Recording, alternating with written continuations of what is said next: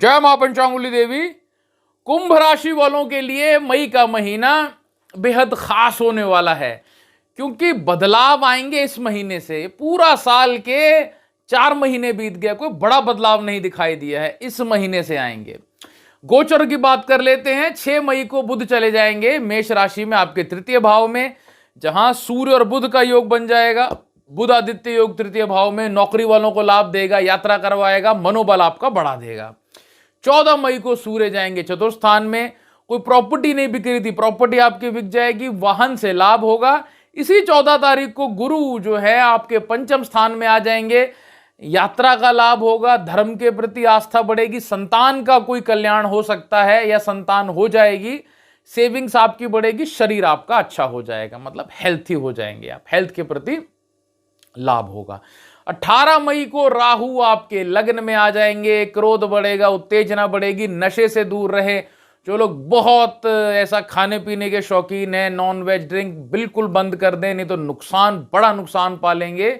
धर्म से, अध्यात्म से चलेंगे तो बहुत कुछ पालेंगे। सेवा कर्म करिएगा, इस समय बहुत लाभ होगा।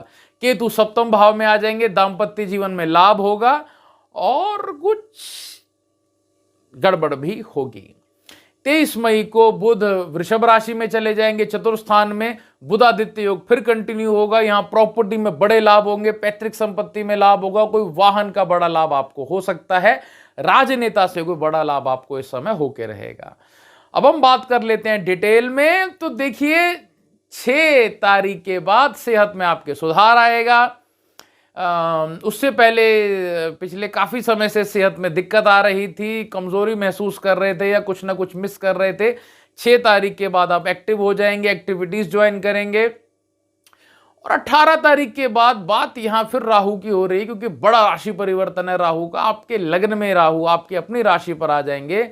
व्यसनों से दूर रहिएगा, जितने ये व्यसन है, कुसंगति है, गलत लोग हैं, इनसे दूर रहिएगा। धर्म से जुड़िए तो यश प्राप्ति होगी, मान आपका बढ़ेगा। कमाई की बात कर लेते हैं। कमाई के लिए बेहतर योग दिखाई देते हैं, यात्रा के योग दिखाई देते हैं।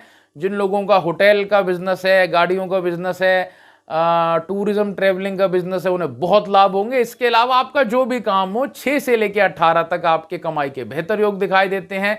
फिर 23 से लेकर के एंड ऑफ द मंथ भी आपके लिए समय अच्छा है, बेहतर है। स्टूडेंट्स के लिए कहना चाहेंगे, कुछ एक्टिविटीज आप ज्वाइन करेंगे इस महीने। यात्रा के योग दिखाई देते हैं। गलत संगति से दूर रहें, गलत लोगों से दूर रहना आपके लिए बहुत ही ज्यादा जरूरी है इस महीना।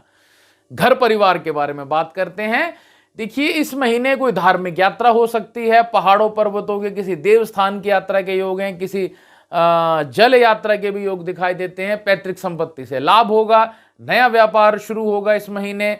कोई ऐसा फ्लैट या प्लॉट भी लेने का आपका इस समय, कोई जमीन का टुकड़ा या फिर कोई फ्लैट लेने के भी योग दिखाई देते हैं, और ले लेंगे तो बेहतर रहेगा। माता की सेहत की बात करें तो बहुत अच्छी रहेगी। पिता की सेहत इसमें थोड़ी बहुत डामाडोल रहेगी, लेकिन ठीक है, होती ठीक भी रहेगी, खराब भी होती रहेगी, थोड़ा बहुत बैलेंस रहेगा। छोटे भाई बहन के लिए नौकरी में कोई तरक्की हो सकती है या करियर में उनके पढ़ाई में तरक्की हो सकती है। बड़े भाई बहन के लिए समय लाभकारी सिद्ध होगा। आपके हस्बैंड, आपके वाइफ जिनके साथ प्रेम के संबंध है, कोई मकान, कोई दुकान, कोई यात्रा, कोई वाहन लेने का, मतलब उन्नति का ही योग दिखाई देता है। नौकरी पेशा वालों के लिए कहना चाहेंगे, 1 से लेकर 14 तारीख तक नौकरी के बेहतर योग दिखाई देते हैं। एक्स्ट्रा इनकम होगी, कोई नई नौकरी आपकी लग सकती है। 23 के बाद बदलाव के योग दिखाई देते हैं। व्यापारी को कहना चाहेंगे, नए लोग जुड़ेंगे इस महीने, तो नए लोगों से कोई लाभ हो सकता है। संतान यदि आपकी है बड़ी, तो संतान से कोई आपके व्यापार में लाभ हो सकता है, या उसके नाम से कुछ आप नया काम शुरू कर सकते हैं। 6 से लेकर 18 तारीख तक समय आपके लिए अनुकूल रहेगा, बेहतर रहेगा। और फिर 23 से लेकर के एंड ऑफ द मंथ खर्चे भी है कुछ कुछ, लेकिन समय बेहतरी वाला रहेगा। साधकों के लिए कहना चाहेंगे, अपने साधना, अपने गुरु, अपने मंत्र पर विश्वास रखें और आगे बढ़ते रहें। ये आपके जीवन को एक सही राह, सही मार्ग दिखा देगा। उपायों की बात करें तो हनुमान जी की उपासना करना बहुत जरूरी है। हनुमान चालीसा का पाठ करें, बजरंग बाण का पाठ करें। 18 से राहु के उपाय शुरू कर दें। देखिए, राहु राह का मालिक है। ऐसे लोग जो रास्ते पे रहते हैं, जिनका अपना घर नहीं है, जिनके पास अपने खाने की व्यवस्था नहीं है, उन्हें अन्न का दान करें, वस्त्रों का दान करें, औषधि का दान करें।